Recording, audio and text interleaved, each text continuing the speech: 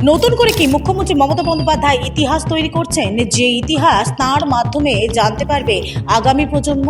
এবং একবার তো রবীন্দ্রনাথ ঠাকুর নিজে গিয়ে গান্ধীজির অনশন ভাঙিয়ে এক গ্লাস ফলের রস খাইয়ে বলেছিলেন, জীবনও যখনও শুকায় যায় করুণা ধারায় এসো। তো মানে যা মনে আসছে তাই বলছে। হ্যাঁ, যোগ্য বেশি রাস্তায় রাস্তায় ঘুরছে, চাকরির জন্য মারামারি মারছে পুলিশ তাদেরকে, আর অযোগ্য ব্যক্তিরা সংসার চালাচ্ছে। তো দেশের অবস্থা যা হবার তাই হবে। দিদি পারে না এমন কোনো কাজ, দিদি সব একদম। এবারে কিছু লোক আছে যারা খুব খাস লোক, তারা বলে হ্যাঁ দিদি এসেছিল ফলের রস খাইছে গান্ধী। কিন্তু আমরা যারা মোটামুটি সত্য বাহাত্তর হয়েছে তা তো সব জানে, কে কি করেছে না করেছে মুখ্যমন্ত্রী বলে দিলে তো হবে না।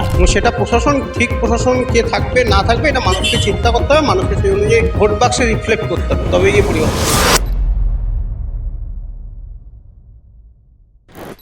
নতুন করে কি মুখ্যমন্ত্রী মমতা বন্দ্যোপাধ্যায় ইতিহাস তৈরি করছেন, যে ইতিহাস তার মাধ্যমে জানতে পারবে আগামী প্রজন্ম। যেমন ধরুন রাজা রামমোহন রায়, সেই রাজা রামমোহন রায় সতীদাহ প্রথা চালু করেছিলেন, কিংবা ঋষি অরবিন্দর মৃত্যু হয়েছিল আলিপুর সংশোধনাগারে। মোহনদাস করমচাঁদ গান্ধী, যিনি 1947 সালে এই শহর কলকাতার বেলেঘাটার গান্ধী ভবনে একসময় 26 দিন অনশন করেছিলেন, সেই অনশন ভঙ্গ করতে এসেছিলেন কবিগুরু রবীন্দ্রনাথ ঠাকুর। দাঙ্গার বিরুদ্ধে তিনি গান্ধীজি বেলেঘাটার গান্ধী ভবনে বসেছিলেন। তিনি অনেকবার কখনো অনশন করেছেন, কখনো ধর্ণা করেছেন, কখনো অবস্থান করেছেন, এবং একবার তো রবীন্দ্রনাথ ঠাকুর নিজে গিয়ে গান্ধীজির অনশন ভাঙিয়ে এক গ্লাস ফলের রস খাইয়ে বলেছিলেন, জীবনও যখনও শুকায় যায় করুণা ধারায় এসো। এগুলো ইতিহাস। নমস্কার, আমি তুলিকা রায়, বেঙ্গল রিপোর্টের পর্দায় আপনাদেরকে স্বাগত জানাচ্ছি। 1947 সালে গান্ধী ভবনে, যা এই মুহূর্তে গান্ধী ভবন নামেই পরিচিত এবং আগে হায়দারি মঞ্জিল নামে পরিচিত ছিল, সেই গান্ধী ভবনে একসময় 26 দিন অনশন করেছিলেন মোহনদাস করমচাঁদ গান্ধী। এবং সে সময় বলা যায়, যেটা মুখ্যমন্ত্রী মমতা বন্দ্যোপাধ্যায় ইতিমধ্যেই বলছেন, যে সে সময় কবিগুরু রবীন্দ্রনাথ ঠাকুর এসেছিলেন এই গান্ধী ভবনে এবং মোহনদাস করমচাঁদ গান্ধীর অনশন ভঙ্গ করেছিলেন ফলের রস খাইয়ে। প্রথমে সেই ছবিটা একটু দেখে নেবো। সেই হায়দারি মঞ্জিল, যা একসময় হায়দারি মঞ্জিল নামে পরিচিত ছিল এবং এই মুহূর্তে সেটা গান্ধী ভবন নামে পরিচিত। এবং এই গান্ধী ভবনেই একসময় মোহনদাস করমচাঁদ গান্ধী, তিনি কিন্তু অনশন করেছিলেন 26 দিন। তার অন্যতম কারণ 1946 সালে যে দ্য গ্রেট ক্যালকাটা কিলিং যা হয়েছিল, হিন্দুদের যে হত্যার যে ছক কষা হয়েছিল, এবং সেই ছক কার্যত বানচাল করে দিয়েছিলেন এই কলকাতারই এক ছেলে গোপাল পাঠা, যিনি হিন্দুদের বাঁচাতে তার নিজের হাতে অস্ত্র তুলে নিয়েছিলেন। এবং এরপরে যাতে এ রাজ্যে, এ দেশে শান্তি ফেরে, সেই শান্তির বার্তা দেওয়ার জন্যই তিনি অনশনে সামিল হয়েছিলেন। গান্ধীজি তিনি তার শেষ যে সফর এই কলকাতায়, সেই সফরে তিনি এই কলকাতার বেলেঘাটার হায়দারি মঞ্জিলে তিনি এসেছিলেন এবং এই যে ভবন আপনারা এই মুহূর্তে দেখতে পাচ্ছেন, এই ভবনেই তিনি একসময় 26 দিন অনশন করেছিলেন। কিন্তু মুখ্যমন্ত্রী মমতা বন্দ্যোপাধ্যায় এর আগে যে ব্রিটিশে তিনি গত 2 বছর আগে গিয়েছিলেন, সেখানেও কিন্তু তিনি বলেছিলেন যে গান্ধীজিকে তার অনশন ভঙ্গ করার জন্য এসেছিলেন স্বয়ং কবিগুরু রবীন্দ্রনাথ ঠাকুর, এবং ফলের রস খাইয়ে তার অনশন ভঙ্গ করেছিলেন। সুতরাং কোনো একটা জায়গায় কি এই ইতিহাসকে বিকৃত করার চেষ্টা করছেন মুখ্যমন্ত্রী মমতা বন্দ্যোপাধ্যায়? তবে আমরা এবার সরাসরি, যেরকম আমরা সকলের ইন্টারভিউ নিই, সেরকমই আজকে আমরা রবীন্দ্রনাথ ঠাকুরের সঙ্গে কথা বলবো, যে তিনি আদৌ এই গান্ধী ভবনে এসে গান্ধীজির অনশন ভাঙিয়েছিলেন কিনা। চলুন যাওয়া যাক। কারণ এই গান্ধী ভবন, অর্থাৎ যে হায়দারি মঞ্জিল একসময় যা নামকরণ ছিল, সেটা এই মুহূর্তে গান্ধী ভবন হয়েছে। সেই গান্ধী ভবন থেকে মাত্র হাঁটা পথে 2 মিনিট পরেই রয়েছে একটা রবীন্দ্রনাথ ঠাকুরের মূর্তি রয়েছে। সেই রবীন্দ্রনাথ ঠাকুরের মূর্তিকে এবার জিজ্ঞাসা করব যে তার মৃত্যু হয়েছিল, আমরা যা ইতিহাস পড়েছি বইয়ের পাতায়, সেখানে 1941 সালে মৃত্যু হয়েছিল রবীন্দ্রনাথ ঠাকুরের। কিন্তু অদ্ভুতভাবে তাহলে কিভাবে তিনি আবার ফিরে এলেন? পৃথিবীতে ফিরে এলেন এবং পৃথিবীতে ফিরে এসে কিভাবে গান্ধীজিকে তার ওই যে ইতিহাস যাতে অশান্তি, সেই অশান্তির বাতাবরণের জন্য যাতে এই অশান্তি থামে তার জন্য তিনি যে অনশন করেছিলেন সেই অনশন প্রত্যাহার করার জন্য ফলের রস খাইয়েছিলেন। এই মুহূর্তে আমি একটুখানি বলবো সিদ্ধার্থকে সেই ছবি দেখানোর জন্য। একেবারে প্রায় হাঁটা পথে 1 মিনিট থেকে 1.5 মিনিটের দূরত্বেই রয়েছে রবীন্দ্রনাথ ঠাকুর, এবং রবীন্দ্রনাথ ঠাকুরকে বেঙ্গল লিবার্টির পর্দায় অবশ্যই স্বাগত জানাচ্ছি এবং রবীন্দ্রনাথ ঠাকুরকে জিজ্ঞাসা করছি, আচ্ছা রবীন্দ্রনাথ বাবু, আপনি কি সত্যি, আমরা যে ইতিহাস জানি সেই ইতিহাসে দেখা গিয়েছে 1941 সালে আপনার মৃত্যু হয়েছে, তবে কিভাবে 1947 সালে যে হায়দারি মঞ্জিলে গান্ধীজি অনশন করেছিলেন সেখানে আপনি ফলের রস খাওয়ালেন, বলতে পারেন? কিছু বলবেন কি? কিচ্ছু বলছে না, কিচ্ছু বলছে না। 1941 সালে রবীন্দ্রনাথ ঠাকুরের মৃত্যু হয়ে গিয়েছিল, কিন্তু 1947 সালে কিভাবে তিনি ফিরে আসতে পারেন? যদি আপনারা বলেন যে ব্রিটিশে গিয়ে যখন মুখ্যমন্ত্রী মমতা বন্দ্যোপাধ্যায় এই ইতিহাসকে বিকৃত করে এই তথ্য গোটা দেশ নয় গোটা পৃথিবীর সামনে আনছেন, সেটাই শেষ কথা নয়। গতকাল যে এসআইআর এর বিরোধিতা করে যে মঞ্চ তৈরি করেছেন মুখ্যমন্ত্রী মমতা বন্দ্যোপাধ্যায় একেবারে ডোরিনা ক্রসিং প্রাঙ্গণে, সেখানেও তিনি একই কথা বলছেন। অর্থাৎ কবিগুরু রবীন্দ্রনাথ ঠাকুর তিনি এসেছিলেন 1947 সালের 7ই সেপ্টেম্বর, সেখানে এসে তিনি গান্ধীজির অনশন ভাঙিয়েছিলেন ফলের রস খাইয়ে, এবং তার সঙ্গে গান্ধীজি রবীন্দ্রনাথ ঠাকুরকে অনুরোধ করেছিলেন একটি গান গাওয়ার জন্য, এবং সেই গানটা হচ্ছে জীবন শুকায় যায় করুণা ধারায় এসো। এই গান গেয়েছিলেন রবীন্দ্রনাথ ঠাকুর। এটা কিন্তু আমি বলছি না, এটা স্বয়ং বলছেন মুখ্যমন্ত্রী মমতা বন্দ্যোপাধ্যায়। ইতিহাস পড়েছেন তো? ইতিহাস পড়েছে, হ্যাঁ পড়েছেন তো। আচ্ছা, রবীন্দ্রনাথ ঠাকুর কি এই গান্ধী ভবনে এসেছিলেন? জানেন গান্ধী ভবনে? বহুদিন আগে এসেছিল। আচ্ছা, এসেছিলেন। আমরা দেখিনি, মিথ্যা বলে লাভ নেই, এসেছিল। ইতিহাস তো জানেন, ইতিহাসে রবীন্দ্রনাথ ঠাকুর কত সালে মারা গিয়েছিলেন জানেন? এটা খেয়াল নেই, এটা বেকার, যেটা যা খেয়াল পড়ছে না সেটা বেকার বলে লাভ নেই। আচ্ছা, 1947 সালে গান্ধীজি তিনি তো অনশন করেছিলেন 26 দিন এই গান্ধী ভবনে হ্যাঁ এসেছিল। করেছিলেন। আচ্ছা, সেই সময় কি রবীন্দ্রনাথ ঠাকুর এসেছিলেন তার অনশন ভঙ্গ করার জন্য? না, আসেনি। আসেননি তো, কারণ তিনি তো মানে যতটুকু ইতিহাস জানা গিয়েছে 1941 সালে রবীন্দ্রনাথ ঠাকুরের মৃত্যু হয়েছে। আর অনশন কবে হয়েছিল? 1947 সালে। হ্যাঁ, ওরমই হবে। 1947 সালে। তাহলে কি করে মুখ্যমন্ত্রী বলছেন যে রবীন্দ্রনাথ ঠাকুর এসেছেন ফলের রস খাইয়েছেন? বলতেই পারে সে, আমি এসে ফলের রস খাই, তখন মমতা ব্যানার্জি কোথায়? তখন আমাদের সিএম কোথায়? সিএম তো বাচ্চা, তখন সিএম তো তখন বাচ্চা, কত বড় জন্মানি, সেটাও হতে পারে। দেয়াল লিখতো সিএম সুব্রত মুখার্জি, তখন আমি যেতাম তো পার্টি, আমিও তো অনেক ছোট ছিল। আচ্ছা, আপনিও পার্টি করতেন? আমি বহুদিন আগে পার্টি, এখন আর করি না। আচ্ছা, কোন পার্টি করতেন? আমি দীর্ঘদিন কংগ্রেস করতাম। আচ্ছা, সেই সময় দেওয়াল লিখতেন? আমি দেয়াল লিখতাম। আচ্ছা, মুখ্যমন্ত্রী কি করতেন? মমতা বলো মমতা ব্যানার্জি, ওই পার্টিতে নামিতে মমতা, আজকে মমতা ব্যানার্জি সিএম হয়েছে, যেমন কপাল, এইগুলো ব্যাপার। কিন্তু এই যে তাহলে কি ইতিহাসকে কোনোভাবে বিকৃত করছেন মুখ্যমন্ত্রী? কখনো বলছে রাজা রামমোহন রায় সতীদাহ প্রথা চালু করেছিলেন, তখনও বাচ্চা আসবে কোথা থেকে? গান্ধী যখন এসে আমরাই হইনি তখন মনে হয়। তাহলে কি করে বলছেন যে আজ, গতকালও বলেছেন ধর্মতলার একটি ধর্ণা মঞ্চ থেকে গতকালও তিনি বলছেন এই কথা? বলতেই পারে কিছু লোক আছে যারা খুব খাস লোক, তারা বলে হ্যাঁ দিদি এসেছিল ফলের রস খাইছে গান্ধীজি, তারাই বল মানুষকে জানতে করে দিচ্ছে। হ্যাঁ, না জেনারেল করার কি এত ক্ষমতা, মানে মরা মানুষ কিভাবে জানতে করতে পারেন ইতিহাসকে বিকৃত? মানে আগামী প্রজন্ম তাহলে কি শিখবে? সব পারে। এটা বলে লাল, এটা লাল রঙই, লোক বলে হ্যাঁ লাল। মানে মুখ্যমন্ত্রী যেটা বলবেন, যদি বলে সাদাকে কালো, কালোকে সাদাকে কালোই বলতে হবে, তাই কি? হ্যাঁ, কালোই বলতে হবে, ওর উপরে কোনো কথা যাবে না, ওরই তো রাজ্য চলছে এখন। আপনার নাম? নিখিল চৌধুরী। একটা প্রশ্ন, গান্ধী ভবনে রবীন্দ্রনাথ ঠাকুর এসেছিলেন? সম্ভবত রবীন্দ্রনাথ ঠাকুর আসেনি। আসেননি। আচ্ছা, কথা শোনা যাচ্ছে গান্ধীজি যখন অনশন করেছিলেন 26 দিন, সে সময় কি অনশন ভঙ্গ করতে রবীন্দ্রনাথ ঠাকুর এসেছিলেন, ফলের রস খাইয়েছে? এরকম আমরা শুনিনি সত্যি বলতে।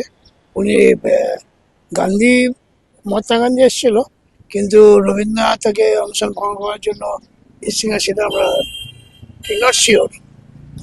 রবীন্দ্রনাথ ঠাকুরের মৃত্যু হয়েছিল 1941 সালে এবং গান্ধীজি অনশন করেছিলেন 1947 সালে। 47। তাহলে কি করে মুখ্যমন্ত্রী বারবার ধরে একই কথা বলছেন যে ফলের রস খাইয়ে রবীন্দ্রনাথ ঠাকুর অনশন ভঙ্গ মুখ্যমন্ত্রী তো মানে যা মনে আসছে তাই বলছে। সেটা কি আমাদের ধরতে হবে এই পেপার তো অ্যাকচুয়াল নিউজ পেপার যা সংবাদ পরিবেশন করার কথা তা না, কে ডিভোর্স হচ্ছে, কে বিয়ে করছে, কারণ এইসব সংবাদ। তো সেই মুখ্যমন্ত্রী ওরকম হচ্ছে যা তা কথা বলছে। তো যারা জানে তারা তো সেটাকে তো এনকাজ করবে না, কিন্তু যারা এখন ধরুন যাদের 20-21 বছর বয়স, তারা কিছুই জানে না সে আগেকার দিনে, তারা হয়তো আর্ধেক বিশ্বাস করবে। কিন্তু আমরা যারা মোটামুটি 70-72 হয়েছে তারা তো সব জানি, সুতরাং কে কি করেছে না করেছে সুতরাং মুখ্যমন্ত্রী বলে দিলে তো হবে না। অ্যাকচুয়াল এখনকার নেতা বলুন আর মিনিস্টার বলুন, স্টেজের মধ্যে যা মনে চায় বলে দেয়, কারণ সেরকম ছেলে আর নেই, বিনয় বালদের মতো নেই, নইলে ওরকম 2-4টে ফেলে দিলেন আর মিটিংয়ে কেউ যেতেও না, বলতেও না। আচ্ছা, একবার মানুষের ভুল হতে পারে, দুবার কি করে ভুল হয়? ব্রিটেনে গিয়ে মুখ্যমন্ত্রী বলেছেন গত 2 বছর আগে এবং গতকাল ধর্ণা মঞ্চ থেকে বলেছেন এই একই কথা। আসল ব্যাপার হচ্ছে যেহেতু চিফ মিনিস্টার বলছেন, সেটার কেউ প্রতিবাদ করতে চায় না, এই তো ব্যাপার। মানে ভয়তে। ভয়, এই হচ্ছে ব্যাপার। সে বিদেশে গেলেও একই ব্যাপার আর এখানেও একই ব্যাপার। এই যে বলেছে যে আমরা কাজ নেই, আমি যে আমাদের রাষ্ট্রপতি যে দার্জিলিং গেছিল, তো বলছে আমার কাজ নেই, আমি ওর পিছনে ঘুরবো, এরকম কথা হলো। একটা রাষ্ট্রপতি এসে সেখানে চিফ মিনিস্টার যাবে না, তার প্রশাসন যাবে, সব কিছুই হবে। তো এই ধরনের কথাবার্তা মানুষ গ্রাহ্য করে না, সব ধৈর্যের মধ্যে রাখে না। এখন সবাই জানে যে যারা পলিটিক্স করে তারা যা মনে করছে তাই করছে, বলছে, কেউ কিছু বলার নেই, চলছে। মরা মানুষকে জ্যান্ত করে দিচ্ছেন। এরকম তো মানে যা পাচ্ছে মুখে বলছে। আগামী প্রজন্ম কি শিখছে? ইতিহাস তো বিকৃত হচ্ছে। শেষ, আগামী প্রজন্ম শেষ। যে মিনিমাম মানুষকে রেসপেক্ট দেওয়া, মানুষের সঙ্গে হৃদ্যতা, এইসব এখনকার জেনারেশন চলছে, এদের কাছে সব কিচ্ছু নেই। শুধু একটাই আছে যে আমি যদি কোনো পলিটিক্যাল পার্টির সঙ্গে ইনভলভ হতে পারি, তাহলে আমাকে আর কেউ কিছু বলতে পারবে না। গান্ধী ভবনে গান্ধীজি এসেছিলেন, অনশন করেছিলেন, জানেন? হ্যাঁ দিদি জানি। আচ্ছা, সেই সময় কি রবীন্দ্রনাথ ঠাকুর এসেছিলেন অনশন ভঙ্গ করার জন্য? দিদি ওইটা আমি বলতে পারবো। 1941 সালে রবীন্দ্রনাথ ঠাকুরের মৃত্যু হয়েছিল, 1947 সালে গান্ধীজি অনশন করেছিলেন। কি করে মরা মানুষ জানতে হয়ে গেল? দিদি এখন সবাই জ্যান্ত হয়ে যাচ্ছে, এটা মানে ন্যাচারালি ব্যাপার। মানে আজকে হচ্ছে, কালকে মানে আজকের লোককে মেরে দিচ্ছে, কালকে জ্যান্ত করে দিচ্ছে। এই সরকার সব পারে। মুখ্যমন্ত্রী ব্রিটেনে গিয়ে গত 2 বছর আগে এই কথা বলেছেন যে এই গান্ধী ভবনে এসেছেন রবীন্দ্রনাথ ঠাকুর, তিনি অনশন ভঙ্গ করেছেন, ফলের রস খাইয়েছেন, গান গেয়েছেন, এবং গতকাল ধর্ণা মঞ্চ থেকেও এই একই কথা বলছেন। না দিদি, আমরা তো কোনোদিন দেখিনি যে, না বা শুনিনি, দেখিনি যে মুখ্যমন্ত্রী এসে ওনাকে ফলের রস খাইয়ে অনশন ভঙ্গ করেছেন কবিগুরু রবীন্দ্রনাথ ঠাকুর, গান্ধীজি। এটা কি ইতিহাসে কখনো আমরা পড়েছি? এটা তো দিদি আমরা জানতে পারি না। এখন অনেক কিছু জানতে পারি। এখন আমাদের মানে ছেলেদের স্কুল নেই, অনেক কিছু জানতে পারি যে মুখ্যমন্ত্রী এসে এই খাইয়েছে, ওই খাইয়েছে, অনেক কিছু জানতে পারি। আমার রিয়েল বাস্তবে কি আমরা নিজেরাই বলতে পারি। মুখ্যমন্ত্রী কি কোনোভাবে ইতিহাসকে বিকৃত করার চেষ্টা করছে? দিদি পারে না এমন কোনো কাজ নেই, দিদি সব পারে রাজনীতির জন্য। একদম। দিদি পারে না এমন কোনো কাজ। হয়তো আমাকে এদিকে দেখে লোকে আমার হয়তো বলবে তুই এইগুলো বলছিস কেন,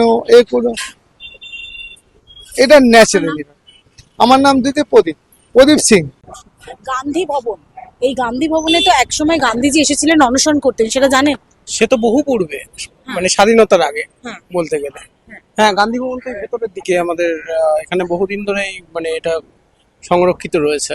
আচ্ছা, সে সময় শুনেছেন যে গান্ধীজির অনশন ভাঙানোর জন্য রবীন্দ্রনাথ ঠাকুর এসেছিলেন ফলের রস না, খাওয়া? এটা পুরো টোটালি মিথ্যে কথা। এটা যেটা প্রচারিত আছে, কি করে রবীন্দ্রনাথ, কি করে গান্ধীজির মৃত্যু কবে, আর রবীন্দ্রনাথের মৃত্যু গান্ধীজির মৃত্যু অনেক আগে। একটা মরা লোক কোনোদিন, মানে আমি আমার মৃত্যু যদি যে বছরে হবে আমি তার 5-7 বছর পরে কোনো একটা লোককে শরবত খাওয়াতে পারবো? এটা কোনো সম্ভব? এটা সুস্থ মানুষ বিশ্বাস করবে এই জিনিসগুলো?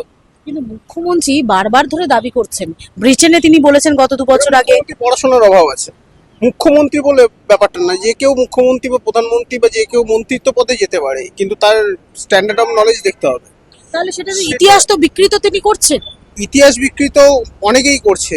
সাধারণত ভাবে এখনকার দিনে রাজনৈতিক নেতারা পড়াশোনা করে না, ঠিক আছে? আপনি আগেকার দিনে স্বাধীনতার পূর্বে বা 90 বা 19 শতকের যে সমস্ত যারা রাজনীতিবিদ ছিলেন, যারা ধরে নিন গান্ধীজির কথাই, ঠিক আছে, তাদের পড়াশোনার লেভেলের সঙ্গে আপনি এখনকার দিনের রাজনৈতিক নেতাদের পড়াশোনার লেভেলকে আপনি মেলাতে পারবেন?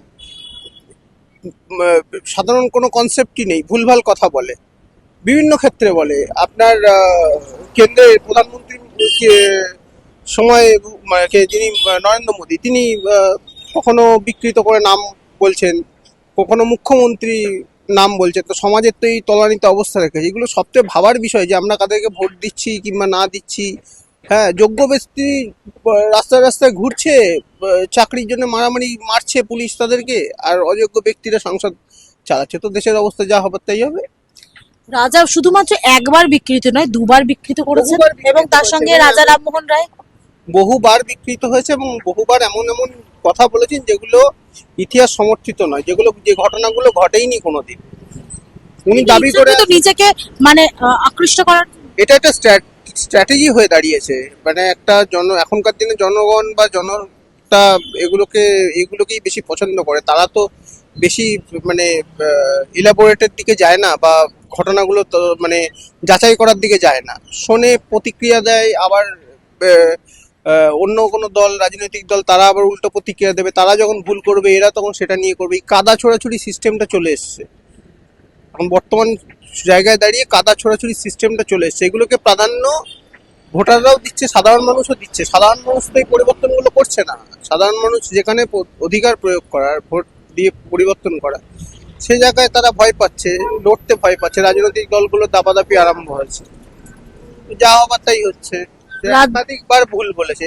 মাদার টেরিজার সঙ্গে ওনার দেখা হয়েছিল, মাদার টেরিজার সঙ্গে কাকতালীয় ভাবে দেখা হয়েছিল। মাদার টেরিজা লরেটোর সামনে কি করছিল? এই যে এরকম ঘটনা প্রচুর আছে, এগুলো নিয়ে বলার কিছু নেই। রাজ্যের মুখ্যমন্ত্রী যদি এ ধরনের মন্তব্য করেন, ইতিহাসকে বিকৃত করেন, তাহলে আগামী প্রজন্ম কি শিখছে বা কি জানছে? সেটাই তো সবচেয়ে বড় বিষয়টা হচ্ছে যে আগামী প্রজন্মের শিক্ষা ব্যবস্থাটাই লাটে উঠে গেছে। আগামী প্রজন্ম যে শিখবে, আগামী প্রজন্ম প্রথম কথা গরিবদের জন্য আর স্কুল থাকবে না। এরপর টাকা থাকলে আপনি পড়তে পারবেন, না থাকলে আপনি পড়তে পারবেন না, সেই ধরনের ব্যবস্থা চলে এসছে। তো সেরকম ব্যবস্থায় আগামী দিনে যেখানে মানুষের জন্য শিক্ষাটাই থাকবে না, স্কুল হলেও সেখানে শিক্ষক থাকবে না, সেখানে তার সাথে পড়াশোনাটা অকল্পনীয় ব্যাপার। গরিব মানুষ পড়তেই পারবে না, শিক্ষক থাকবে না স্কুলে পড়ানোর জন্য। গ্রামের দিকে তো স্কুল টুল বন্ধ হয়ে যাচ্ছে, প্রমোটিং হয়ে যাচ্ছে, পুরোনো স্কুল ভেঙে প্রমোটিং হয়ে যাচ্ছে, কলেজ ভেঙে প্রমোটিং হয়ে যাচ্ছে, ঠিক আছে? তাহলে সেখানে যা হবার তাই করবে। আর এই জিনিসগুলো প্রশাসনিক মদত না থাকলে কোনোদিন কোনো একটা রাজ্যে করতে পারে না। আমি একটা বিদেশে কোনো একটা রাজ্যে গিয়ে প্রশাসনের মদত ছাড়া করতে পারবো এগুলো কিছু? সেটা কিছুই নয়। এগুলো প্রমোটিং থেকে পার্টি ফান্ডে টাকা আসে, পার্টি ফান্ড থেকে গভর্নমেন্ট চলছে, যা হবার তাই হচ্ছে। জিনিসগুলো এরকম চলতে থাকবে যদি না কোনো রকমভাবে পরিবর্তন না হয়। মানুষকে সাহস করে এগিয়ে আসতে হবে, বাড়ি বসে থাকলে হবে না। এবং মারামারি কাটাকাটি হবে, একটা পরিবর্তন হতে গেলে 2-4টে লোকের পাথর ভাঙবে, ভাঙবে। স্বাধীনতা কি রক্তের বিনিময়ে আসেনি? চোখের জলে কি এসেছিল স্বাধীনতা? স্বাধীনতা আসেনি। 47 সালে যদি রক্তক্ষয়ী সংগ্রাম হয়, যে যখনই পরিবর্তন হবে, যে কোনো জায়গায়, যে কোনো ভোটে, যে কোনো ক্ষমতার পরিবর্তন হতে গেলে মানুষের রক্ত যাবে। কিন্তু সাহস করে না এলে আপনাকে আজীবন দাসত্ব করে যেতে হবে। রক্তক্ষয়ী সংগ্রাম না হলে আমরা এখনো ওই 200 বছর ব্রিটিশের জুতোর তলায় থাকতাম। তো পরিবর্তন হয়েছিল, মানে রক্তক্ষয়ী সংগ্রাম হয়েছিল, স্বাধীনতা এসেছে। আপনি সংগ্রাম করবেন তবে হবে, পরিবর্তন দরকার, নাহলে এই জিনিসগুলো চলতে থাকবে। কিন্তু প্রতি বছর চাকরি বিক্রি হবে, মারধর হবে, পুলিশে শিক্ষকদের মারছে পুলিশ, এই জিনিসগুলোই হবে। তো পুলিশরা তো আর ওখানে পৌঁছেছে, তাদেরও তো কোনো না কোনো শিক্ষক পড়াশোনা করিয়েছে স্কুলে। তাহলে আমরা পারবো? আজকে আমরা যে সময় পড়াশোনা করেছি, আমরা এখনো বয়স্ক মাস্টারমশাইদের দেখলে প্রণাম করি। এখনকার দিনের ছেলেমেয়েরা চত্থাপ্পড় মারছে। তো এইগুলো শিক্ষা, এগুলো প্রশাসনিক মদত থাকবে তবে একটা জায়গার সংস্কৃতি ঠিক হবে। প্রশাসন যদি ঠিকঠাক না থাকে তাহলে কোনো জায়গার কোনো সংস্কৃতি ঠিক হবে না। এবং সেটা প্রশাসন প্রশাসন কে থাকবে না থাকবে এটা মানুষকে চিন্তা করতে হবে, মানুষকে সেই অনুযায়ী ভোট বাক্সে রিফ্লেক্ট করতে হবে, তবে গিয়ে পরিবর্তন হবে। একবার মানুষ ভুল করতে পারে। গত 2 বছর আগে তিনি ব্রিটিশে যে বক্তব্য পেশ করেছিলেন, যা নিয়ে ব্রিটেনে যে বক্তব্য তিনি মাফ করবেন ব্রিটেনে যে বক্তব্য পেশ করেছেন, যা নিয়ে ইতিমধ্যেই কার্যত মানে রাজ্য রাজনীতি তোলপাড়, তার পরবর্তীতে 2 বছর পরে আবারও গতকাল দেখা গেল যে ধর্ণা মঞ্চ তৈরি করেছেন এসআইআর এর বিরোধিতা করে, সেই ধর্ণা মঞ্চ থেকে একই তথ্য পেশ করছেন কে? এ রাজ্যের মুখ্যমন্ত্রী মমতা বন্দ্যোপাধ্যায়। শুধু তাই নয়, রাজা রামমোহন রায় নাকি সতীদাহ প্রথা তৈরি করেছেন, চালু করেছেন। ঋষি অরবিন্দ 1950 সালে নাকি তার মৃত্যু হয়েছে আলিপুর সেন্ট্রাল জেলে। এই মুহূর্তে আলিপুর সেন্ট্রাল জেল একটি মিউজিয়ামে পরিণত হয়েছে, মিউজিয়াম করা হয়েছে রাজ্য সরকারের পক্ষ থেকে, এবং সেই আলিপুর সেন্ট্রাল জেলের যে অনুষ্ঠান, সেই অনুষ্ঠানে গিয়ে মুখ্যমন্ত্রী কথা বলছেন। অর্থাৎ প্রত্যেকবারই দেখা যাচ্ছে মুখ্যমন্ত্রী বিভিন্নভাবে ইতিহাসকে বিকৃত করছেন। আপনারা কি বলেন? রবীন্দ্রনাথ ঠাকুরকে তো আমরা জিজ্ঞাসা করলাম, কিন্তু তিনি একদম কোনো উত্তর দিলেন না। আমরা যেরকম সবার ইন্টারভিউ করি, রবীন্দ্রনাথ ঠাকুরের ইন্টারভিউ করলাম, কিন্তু রবীন্দ্রনাথ ঠাকুর মুখে কুলু পেটেছেন। আপনারা এতক্ষণ দেখছিলেন বেঙ্গলি পটি। এই ভিডিও যদি ভালো লাগে তাহলে লাইক, কমেন্ট, শেয়ার, সাবস্ক্রাইব করতে ভুলবেন না। www.bengalipoti.com এ আপনাদের জন্য রয়েছে সমস্ত খবর সাজানো স্বাধীন কাজহীন গেরিলা সাংবাদিকতার কাজ করার। অসংখ্য ধন্যবাদ।